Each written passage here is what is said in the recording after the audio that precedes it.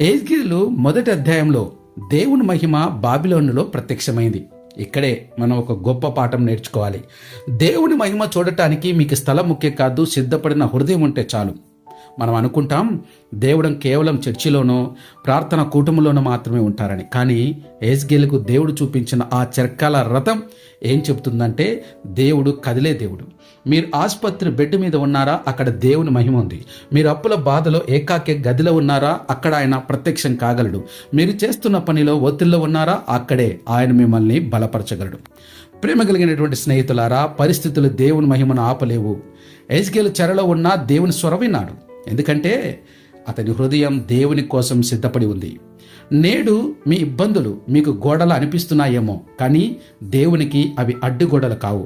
మీరు ఉన్న చోటే మోకరిల్లండి, ప్రభువా ఎహెజ్కేలుకు కనిపించినట్లు నాకు తోడుగా ఉండండి అని అడగండి. నిశ్చయంగా ఆయన మహిమ